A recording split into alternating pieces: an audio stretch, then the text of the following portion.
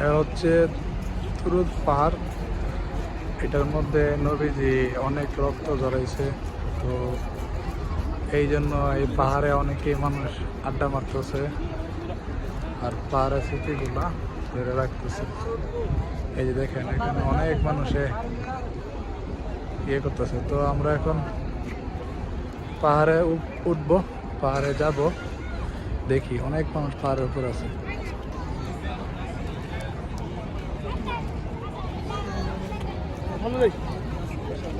এদিকে হচ্ছে পাহাড়, আমরা এখন পাহাড়ের উপরে উঠবো। এই পাশেও আরো অনেক বড় বড় পাহাড় আছে।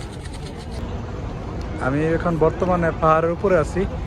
পাহাড়ের উপর থেকে আমি পুরোটা ভিউ দেখাইতেছি আপনাদেরকে। এই যে দেখেন চারিদিকে বড় বড় পাহাড়,